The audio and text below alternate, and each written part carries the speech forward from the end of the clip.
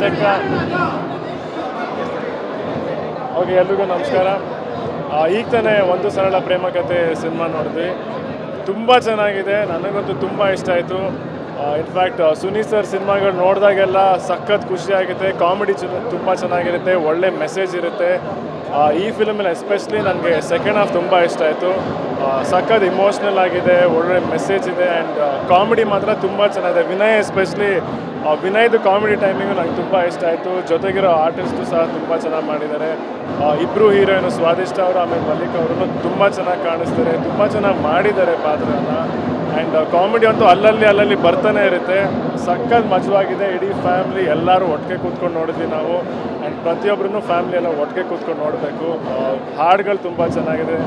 In fact cinema ಬಂದ್ಬಿಟ್ಟು ಒಬ್ಬ music director ಬಗ್ಗೆ ಕತೆ ಇರೋದು. ಅದಕ್ಕೆ ಇಡೀ ಸಿನಿಮಾ ಎಲ್ಲ ಹಾಡುಗಳೂ ತುಂಬ ಚೆನ್ನಾಗಿದೆ. ಒಂದೊಂದಕ್ಕಿಂತ ಡಿಫ್ರೆಂಟ್ ಆಗಿದೆ. ಒಳ್ಳೆ ಸಿಚುವೇಶನ್ಸ್ ಅಂತ ಬರುತ್ತೆ.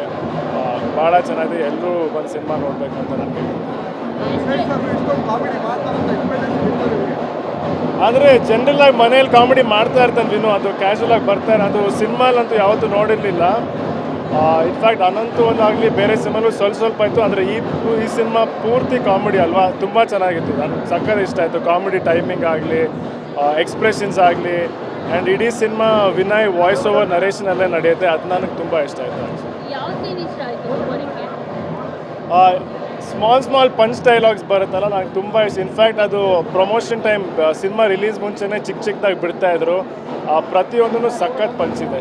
ಆ್ಯಂಡ್ ಕೆಲವು ಎಕ್ಸ್ಪ್ರೆಷನ್ಸ್ ಇದೆ, ಆಮೇಲೆ ಕೆಲವು ಸಿಚುವೇಶನ್ಸ್ ಅದು ಫಿಲ್ಮಲ್ಲಿ ನೋಡಿದ್ರೆ ಗೊತ್ತಾಗ್ತದೆ. ನಕ್ಕಿ ಸಖತ್ತಾಗಿತ್ತು. ನನಗೆ ತುಂಬ ಇಷ್ಟ ಆಯಿತು.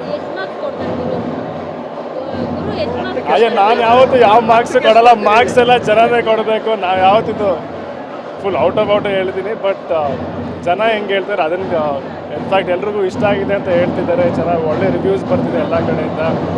ಇನ್ನು ನೋಡ್ಬೇಕು ಇನ್ನು ಜನ ಈ ಸಿನಿಮಾ ಅವ್ರ ಕೈಯಲ್ಲಿದೆ, ಅವ್ರು ಹೆಂಗೆ ಎತ್ಕೊಂಡು ಹೋಗ್ತಾರೆ ಅನ್ನೋದು ಅವ್ರ ಜವಾಬ್ದಾರಿ ಅಷ್ಟೇ. ಸಿದ್ಧಾರ್ಥ್ ಮತ್ತು ರನ್ನಾಂಟನಿ ಬಂದಾಗ ಆ ಸಿನಿಮಾಗಳು ಎಲ್ಲೋ ಒಂದು ಕಡೆ ಏನೋ ಮಿಸ್ ಆಗ್ತಿದೆ ಅಂತ ಅನ್ನಿಸ್ತಾ ಇತ್ತು. ಬಟ್ ಈ ಸಿನಿಮಾ ಆಗಲ್ಲ. ವಿನಯ್ ತುಂಬಾ ಇಷ್ಟ ಆಗ್ತಾರೆ. ಜೊತೆಗೆ ಅಣ್ಣವರು ಇದೇ ರೀತಿ ಸಿಂಪಲ್ ಸಬ್ಜೆಕ್ಟ್ಗಳನ್ನ ಇಟ್ಕೊಂಡು ಸಿನಿಮಾ ಮಾಡ್ತಾ ಇದ್ರು.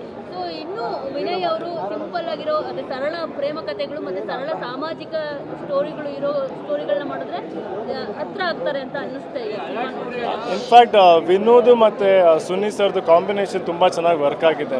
ಆ್ಯಂಡ್ ನೀವು ಹೇಳ್ದಂಗೆ ಅದು ಇಬ್ಬರದು ಸಿಂಪ್ಲಿಸಿಟಿ, ಆಮೇಲೆ ಆ ಕಥೆಲಿರೋ ಸಿಂಪ್ಲಿಸಿಟಿ ಚೆನ್ನಾಗಿ ಒಟ್ಟಿಗೆ ಬೆರ್ತಿದೆ. ಆಮೇಲೆ ಅದು ತುಂಬ ಚೆನ್ನಾಗಿ ಕಾಣಿಸಿದೆ ಸ್ಕ್ರೀನಲ್ಲಿ. ಒಳ್ಳೊಳ್ಳೆ ವಿಷಯಗಳು ಹೇಳಿದ್ದಾರೆ. ಕಾಮಿಡಿನೂ ತುಂಬ ಆ್ಯಂಡ್ ಸ್ಟೋರಿ ಮಾತ್ರ ತುಂಬ ಚೆನ್ನಾಗಿದೆ. ಸ್ಟೋರಿ ಅಂತೂ ಹೋಗ್ತಾ ನಮಗೆ ಅನಿಸಲ್ಲ, ಸಖತ್ ಟ್ವಿಸ್ಟ್ಗಳಿದೆ, ಚೇಂಜ್ ಓವರ್ಸ್ ಇದೆ.